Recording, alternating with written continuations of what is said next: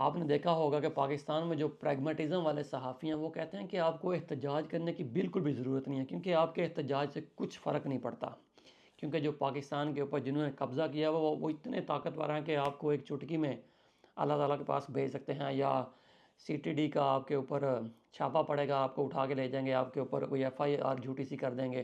تو جس سے آپ کا فیوچر خراب ہوگا، آپ کی فیملی کے ساتھ مسئلے مسائل ہوں گے، آپ کے کاروبار خراب ہو سکتے ہیں، اور اس طرح کی بہت ساری لیم ایکسکیوزز آپ کو دیتے ہیں۔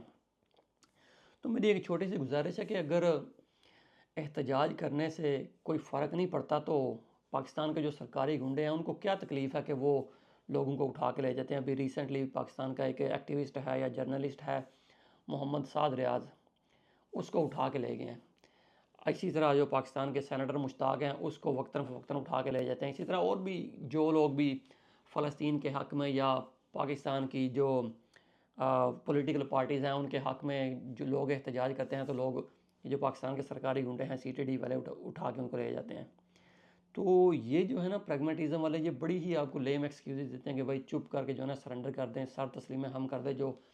جو دور حاضر کے یزید ہیں ان کے سامنے جو ہے سجدہ ریز ہو جائیں۔ تو ان سے آپ کو ڈرنے کی ضرورت نہیں ہے، کیونکہ وہ کہتے ہیں نا کہ سدا وقت ایک نہیں رہندے، کہ ہمیشہ جو وقت ہے نا وہ ایک جیسا نہیں رہتا، کیونکہ وقت کی خوبصورتی یہ ہے کہ یہ ہمیشہ جو ہے نا بدلتا ہے۔ اور حبیب جالب کا کیا خوبصورت شعر ہے نا کہ آج سوئے ہیں تہہ خاک نہ جانے یہاں کتنے، کوئی شعلہ کوئی شبنم کوئی مہتاب جبیں تھا، اب وہ پھرتے ہیں اسی شہر میں تنہا لیے دل کو، ایک زمانے میں مزاج ان کا سر عرش بریں تھا۔ آپ نے دیکھا ہوگا قاضی فائز عیسیٰ،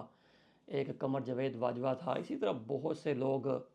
کیا کہتے ہیں دنیا سے ختم ہو چکے ہیں۔ ظاہری بات ان کا وجود ابھی تک دنیا کے اندر ہی ہے، لیکن وہ صفحہ ہستی سے مٹ چکے ہیں، اور انشاءاللہ قیامت تک ان کو کوئی یاد بھی نہیں کرے گا، اور ان کے اوپر ہمیشہ لعنتیں لوگ بھیجیں گے اور بد دعائیں، کیونکہ انہوں نے جو پاکستان کی ماؤں کی جھولیاں اجاڑی ہیں،